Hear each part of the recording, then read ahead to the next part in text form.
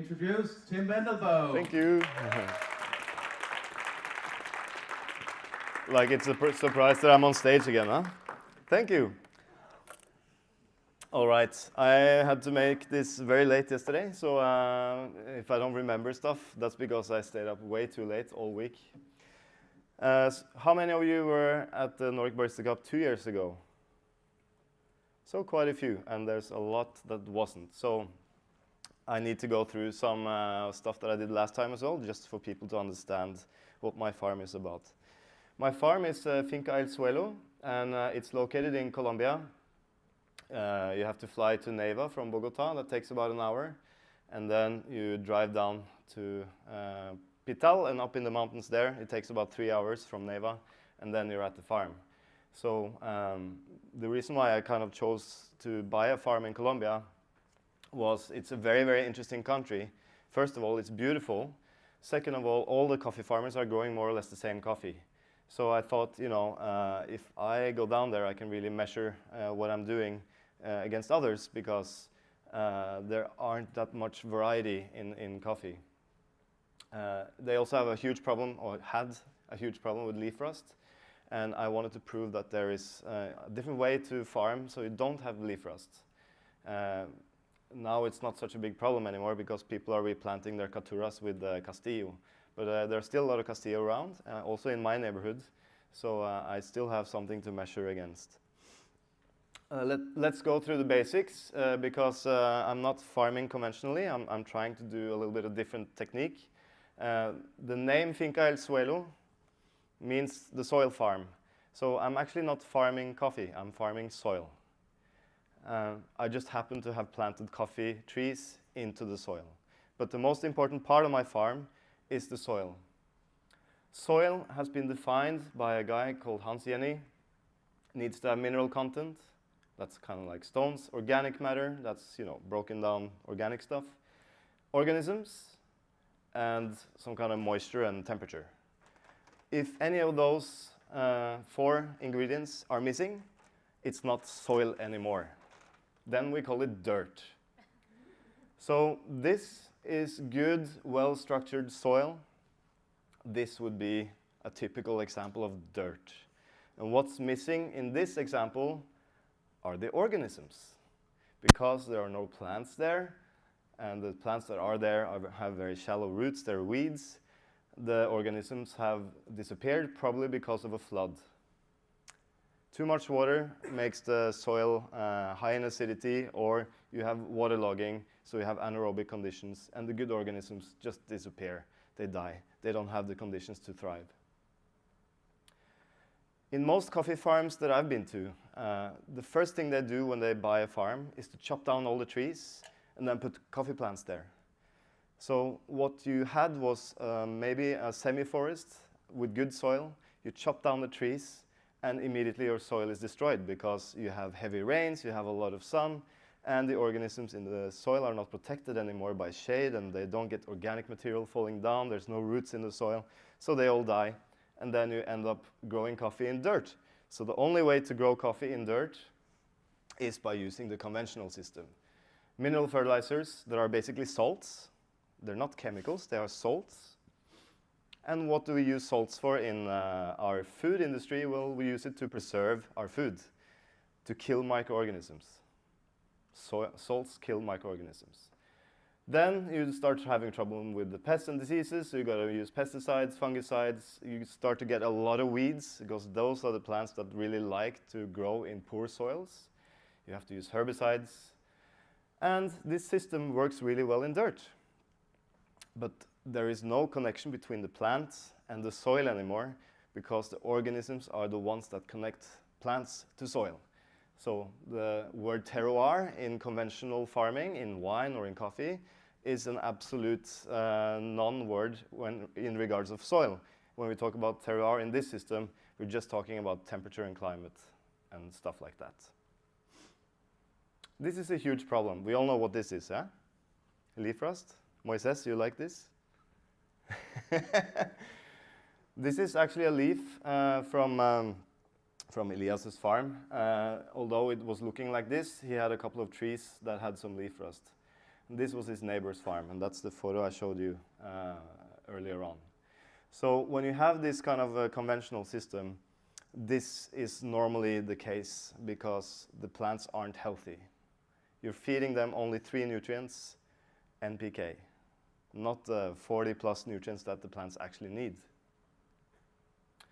This is a chart that I saw in Kenya, and this is, of course, the company's recommendations for the farmers in order for them to have a healthy farm. So if you count all the applications that the farmer needs to do in order to have a healthy farm, it's about 11 applications, whether it's fungicides, pesticides, herbicides, and so on. That's really expensive for the farmer. And we see on the farms that it doesn't really work because they still have problems. So conventional farming, if we continue this path, this will be the reality. You will have less and less soil that is where we're able to grow our foods.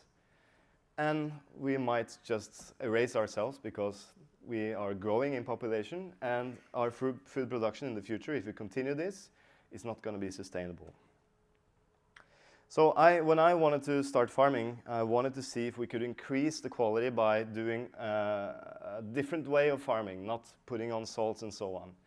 And I didn't want to kind of ask Moises or Elias to risk their farm and production with some crazy ideas, because after all, I live 2 minutes away from here, and as Jens said, I haven't even grown a tomato plant. So I don't really want to recommend them to, you know, just do this and this will happen.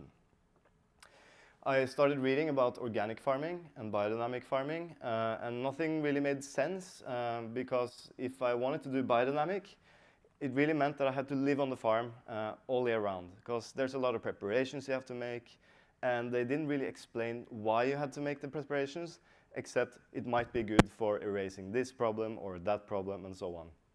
And most of the literature I could find was also made in the northern hemisphere, not in tropical climate. So it was kind of not easy to relate to the problems that I was seeing on coffee farms. Also, when I talk to farmers about organic farming and biodynamic farming, most of them will say, well, the yields will drop. The cost is higher because they have to buy organic fertilizers and put them on that are more expensive because they're normally imported from somewhere else. They still have a lot of problems with pests and diseases. There's no one around in the area that has knowledge about how to grow organic coffee, especially in Colombia where I am. It's starting to change now, but 4 years ago we couldn't really find anyone.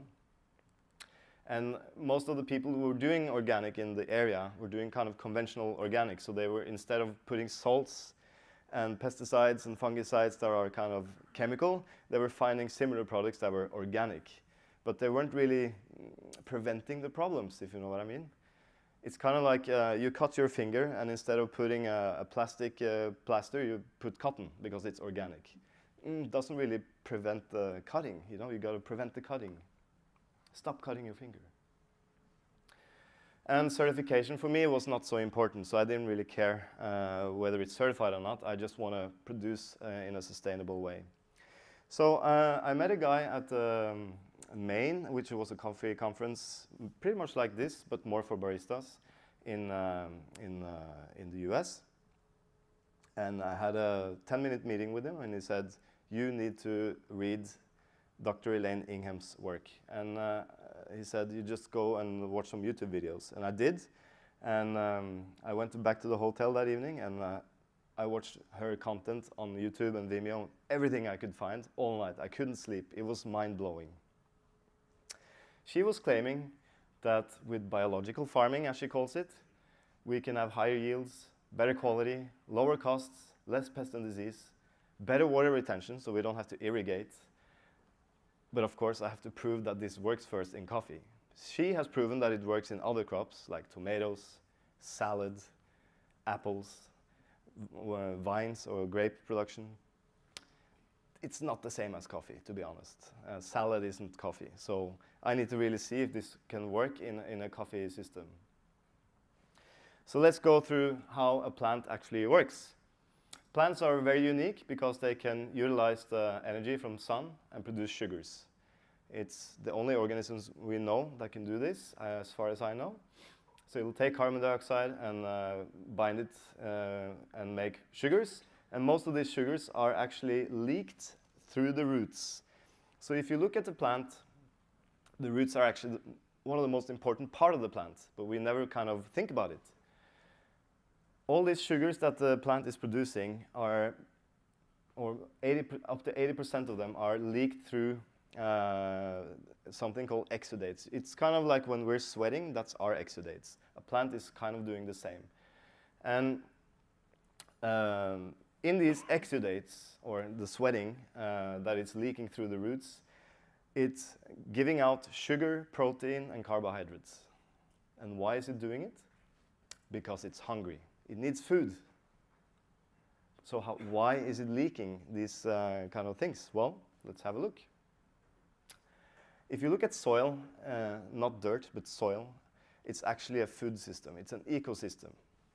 So the plant will feed the microorganisms. So if it needs a lot of nitrogen, it will, for instance, give very simple sugars through its exudates. These bacteria will start to be attracted to this sugar, so it'll start to eat those sugars around the root zone. Great. Bacteria are high in nitrogen, but the plant cannot access the nitrogen because the bacteria are still alive. So you need someone else to come along, for example, a protozoa, that can be an amoeba or something, that eats the bacteria, loves the sugar, doesn't care too much for the nitrogen, poops it out. Aha, the plant can start to eat nitrogen. That's how plants feed themselves. If it needs potassium, it'll exudate more complex carbohydrates and longer sugar chains, which will attract fungus. And fungus can mine potassium from stones. We call them the miners. And then you might have a hungry nematode that really likes this fungus, but it doesn't care too much for the potassium that's in the fungus. It just wants the carbohydrates. Poops out the potassium, plant gets potassium. Great stuff, huh? And then you have bigger animals eating the nematodes and so on. What's very important is that you create an aerobic environment in the soil, which means there needs to be oxygen there, and the soil needs to have good structure. For instance, if you have a very heavy rainfall and you have a compaction layer maybe a meter down in the soil, the water will kind of stay there and create an anaerobic environment. And then the anaerobic organisms will start to thrive. And they are producing alcohol, and the roots don't really like alcohol. They actually dissolve in alcohol. So they don't want to go through that compaction layer, not because it's compact, but because it's conditions they don't want to touch. If you don't believe that, have you ever seen plants go through stones and asphalt and stuff? They're really, really strong. So the compaction layer is not the problem. It's actually the conditions in the compaction layer that is the problem. Anaerobic bacteria and organisms also will actually kind of waste most of the nutrients. So instead of producing plant-available nitrogen that the plant can eat, it'll just produce gases that evaporate. So that's why when you go to something that is fermenting, like a pile of pulp on a farm, it stinks. And those are gases. That's because it's anaerobic fermentation. Not good for plants. But there are farmers who say, we do anaerobic stuff and it works really well. So with soil science, they recommend aerobic, but it's, you know, we don't know everything yet, so maybe we also need some anaerobic stuff. So when you start looking at a coffee plant, you really have to also think about the roots, not just the top of it. Everything needs to be healthy. Let's look at some of the cool microorganisms, because what are microorganisms? It sounds kind of a vague thing. Bacteria, fungi, protozoa, nematodes, microarthropods are kind of like small little beetles. And then you have bigger arthropods and so on. Let's have a little bit of a look. How you can actually identify them is using a microscope. But you need a diaphragm so you can make some shadows so you can actually see the microorganisms. And Elaine Ingham has actually developed a way of quantifying organisms in the soil by just buying a microscope that costs $300. So you have a look. So this is the soil, a sample of my soil. You'll take some soil, a gram of soil, dilute it in 5 parts water, and then shake the sample a little bit. You put a little droplet on a little plate, and then you can watch this in the microscope. And what we see here is mainly mineral content and just some bacteria, like the little dots might be bacteria. It can also be minerals, but that's kind of constant. Very, very poor soil. There's not much here that can help my plant live. So this is great for weeds. If you want to grow weeds, not that kind of weed, but weeds, this is great. This is a very, very healthy soil. What you see here is a fungal hypha. You see amoebas. That might be a protozoan cyst, so an egg. You see fungal spores, and so on. Lots of diversity, lots of bacteria, lots of aggregates, lots of everything. Here's another fungal hypha. This is how it looks like in real life. You can actually see the hypha when you make compost, for instance. This is great stuff. People think, oh, it's moldy, it's bad. This is great stuff. You want this in your soil. Let's have a look at how it actually looks like live, because it's moving. They're not like laying still. These are actually 2 amoebas, so one producing another one. They're not kissing and having or making love, and so on. Let's have a look at the nematode. It's really, really cool. And there are many, many different nematodes, so how to identify them is to kind of try to have a look at their face if you can. If you can't kind of make them lie still, normally they lie still, but if you can't make them lie still, you just put a lighter underneath and, you know, they will start to sweat and lay still. But you'll see in the mouth part whether it's a fungal eating nematode or bacterial eater nematode. And if you find fungal eating nematodes that eat fungus, that means you probably have a lot of fungus in your soil as well, because they won't be there unless there is fungus. And then you have nematodes that eat the nematodes, and so on. So let's have a little look at my soil analysis, because by using an Excel spreadsheet and a microscope, and it takes about an hour to analyze one sample for me, because I'm a little slow. I don't do it that often, but it's very easy to analyze your own soil. You just need to learn it. So this was the first soil analysis that I made in November 2016. And what's really important to look at here is the fungus to bacteria ratio. So coffee is a shrub that likes to grow in a forest. And in forest soils, these numbers should be at least above 32 point something, not 0.017. So this means that there's much more bacteria than fungus in the soil. So I've done applications of compost extract, tried to do whatever I can to increase the organisms in my soil. And this was a sample that I just took at the same plot. And you can see that I already increased my fungal biomass, but also I decreased the bacterial population. Is that good or not?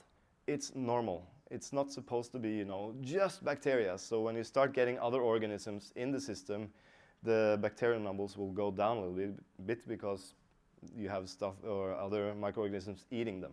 So this is a good sign. But I'll show you in a couple of minutes that, you know, I still have a long way to go. This shouldn't be 0, it should be like 30 or 40. So we increased by 1 decimal, not enough. So how do we increase the microorganism population in the soil? Well, you make compost, and it's really, really simple. And I find the material on the farm. Or we could go to a carpenter and buy, for instance, wood chips. Wood chips are great for growing fungus, for instance. And I know that I need more fungus in my soil, so I go to the carpenter and I buy wood chips like crazy every time I'm there. So I need a lot of woody material in my compost.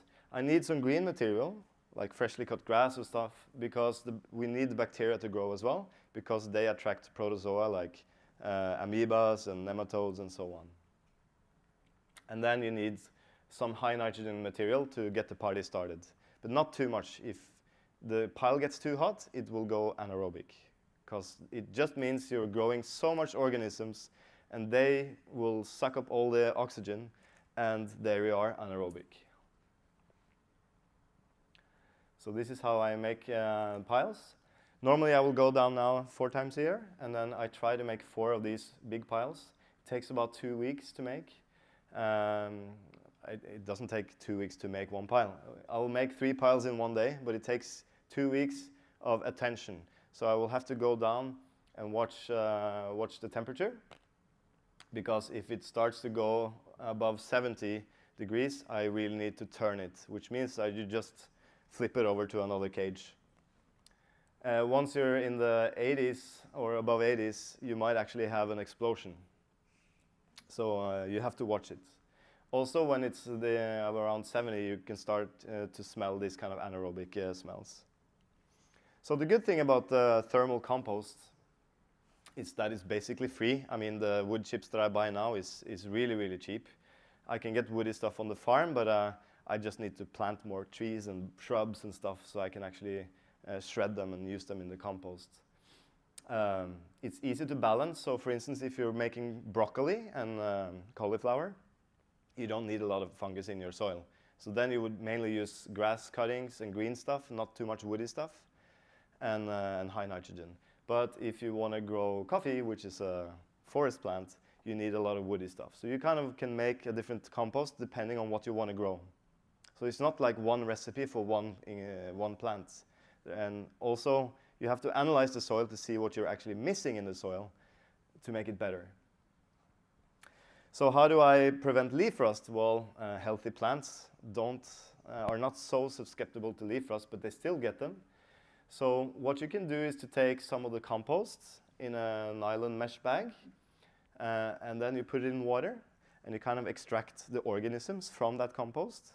And then you put some kelp or oats or something to feed the organisms so they can start to grow. You can also put molasses, but that will make the tea anaerobic fast, because that's really party food for bacteria. So you kind of can feed the organisms so they start to grow. And when they start to grow, they produce this kind of glue.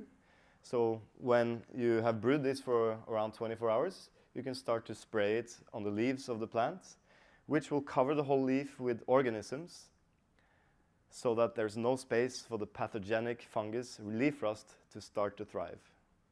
So actually, when you touch a leaf, coffee leaf, that has been sprayed with compost tea, you're actually not touching the leaf at all, because on the whole leaf tissue, you'll have organisms. So you're actually just touching organisms. Think about that. That's crazy. This is Elaine. If you want to learn more about soil biology, she is really the guru at soil biology and soil science. So after I learned all this stuff, unfortunately, I started learning this after I had planted my plants. So my goals have changed a little bit. In the beginning, it was just I wanted to produce better coffee and learn how to grow coffee. Now I want to learn, I want to apply what I learn and of course succeed, but the main goal now is to teach other farmers how to do this system, because I really don't believe that spraying all these kind of things is the key in the future. We really need to change the way we grow coffee, otherwise it'll disappear, I think, for sure. Even if we have hybrids. We saw in Honduras that some of the hybrids are now getting leaf rust. That's a problem. That's the hard part. Let's look at the more fun part. Did you get this? Was this very difficult? Quite fast? You can watch it in the video if you're interested, but it's kind of a heavy theory. I took a class over 8 months, so it's a lot of content. But you can take online classes if you're really interested in learning this. So what have we done so far? Well, I started planting coffee on this little hill. My farm is 7 hectares, but I planted around 3.5 hectares. And as you can see, there's not much other stuff growing here except a lot of weeds. I planted shade trees. The first shade trees that I planted, most of them died. So I had to buy new ones, and then I bought some older ones, and they seem to do okay now. And we were planting a different mix of shade trees because I believe in diversity, and I also want to see which one are better for my farm. A good sign that the soil is not doing so well is that even plantain doesn't grow on my farm. You know, you can stick a plantain tree almost anywhere in the tropics and it'll like and have lots of plantain on. But on my farm, this is 4 years old. It's kind of pathetic, huh? Last year we planted beans to see, because beans are leguminous plants, they attract a bacteria that starts to colonize the roots and produce nitrogen, so they're nitrogen-fixing plants. But unfortunately, they all died because of drought. These are one of my coffee trees. This is a Typica tree. I took the photo this year, so they are 3 years old now. Here's some other Typica trees. Here's some other Typica trees. Here's a Geisha tree. That's a Typica tree with some leaf rust.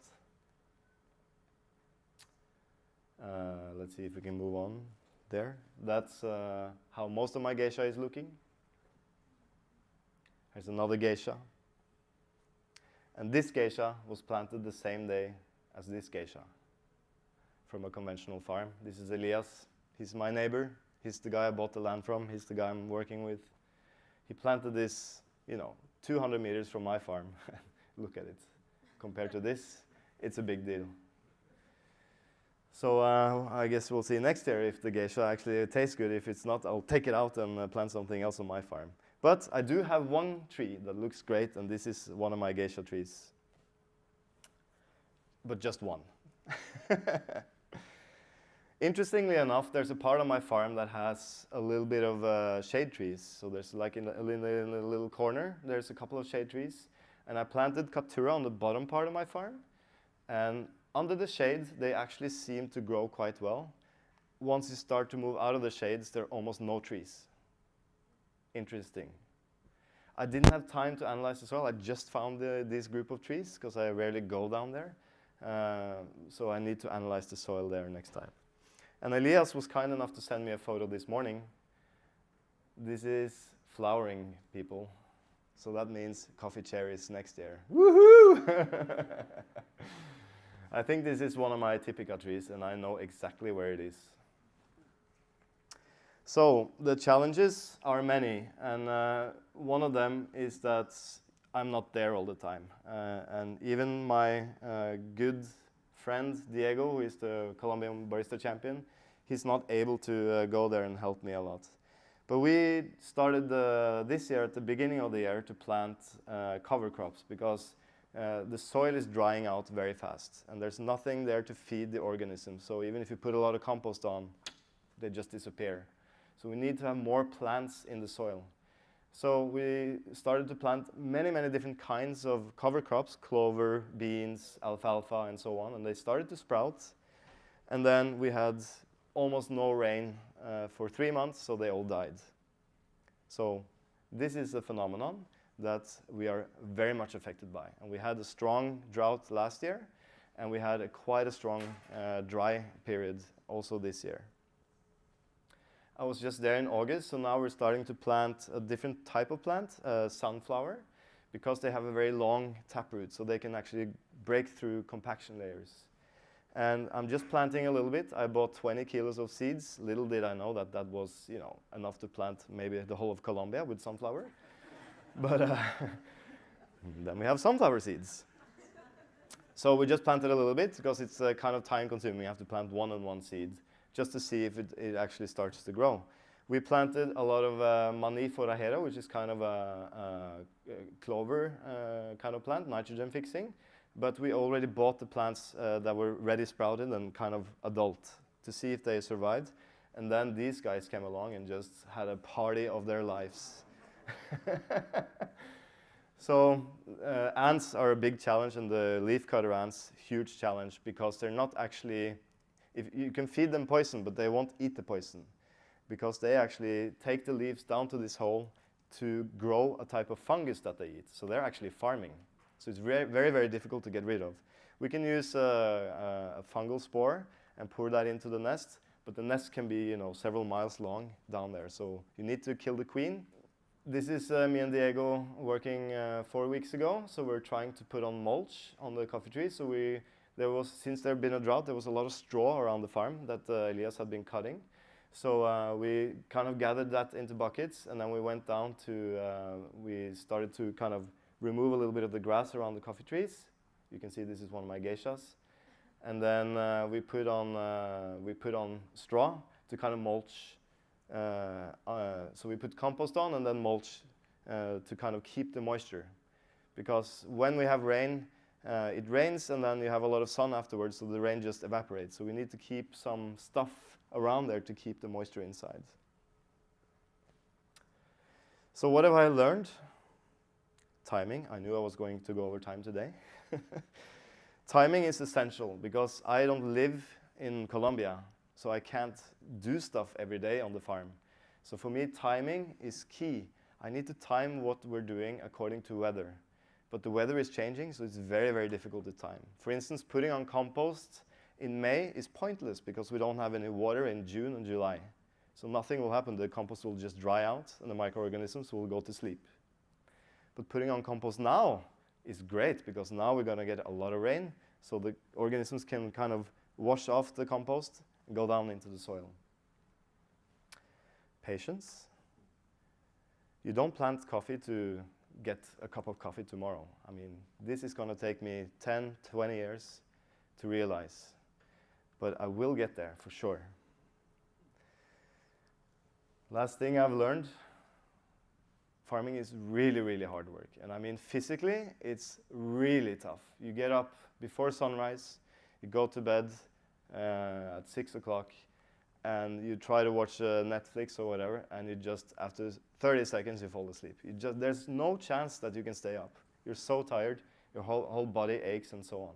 It takes me around a week to get adjusted to the altitude, I call it, but it's actually just I'm in bad shape. So it's really, really hard work. And there is so much stuff you can't control, and especially the weather. So even if you try the best, you do everything that everyone tells you to, and then you have a drought for 3 months, and everything dies on your farm, and then you have to start over again. So it's really, really tough work. Is there a future, do you think, in my project? Yes. Thank you, Kaya. One person believes in me. Future, yeah, we're already planting more shade trees. We think that just planting more stuff on the farm will be great. And okay, we might have planted a little bit too much shade at one point, but then there is something called a chainsaw, and I need woody stuff in my compost, so, that's a good thing. I'm looking at new varieties. So we have a small museum that we're planting where I'm going to build my house. So it's kind of not where the coffee plants are, but in a different corner. We're actually going to plant these there and actually feed them with the conventional mineral fertilizer just to make sure that they grow fast, so we can see, is there anything here that tastes great? And I'm planting it next to my neighbor's farm that has a lot of leaf for us to see, do they actually resist rust, for instance? Because if I find something great, I want to plant it on my farm for sure. Because the geisha, for instance, doesn't like the 3-month drought period that we have in May, June, July. And also other people in the area say that, it doesn't really like these kind of dry conditions. So I kind of have to find plants that are more adaptable to my farm. And we already planted some stuff. Here is Luciano helping me. He's the farm manager at Finca Tamana. 4 weeks ago we planted, I think, 5 different varieties that are new, and we have already 3, so that means 8, and in total we have around 15. And maybe if Moises come visiting, I'll have some more. Yes? Yes. So a lot of people ask me, when do you expect the harvest? Well, we just saw some flowers, but I mean, that's one tree. So when is our first harvest? The answer to that, we had it this year. We had 1 coffee cherry. But I'm expecting maybe in 3 years that we will see some healthier trees producing maybe at least an amount that we can taste something. That will be the most expensive coffee in the world. And you can't buy it. Do I still have hope? Yes. And I said this in Sweden. Every time that I come home, when you fly into Gardermoen outside of Oslo, you fly over these beautiful forests. And nobody has ever fertilized this forest, yet it's producing much, much more biomass than a coffee farm will ever do. But nobody's fertilizing it. And that's because nature really can grow itself. You don't have to do anything as long as you make sure that the nature kind of is present in your soil and feeding the roots and so on. So yes, I still have hope, and I will never ever quit until I succeed. Thank you. Thank you, Tim. Big hand.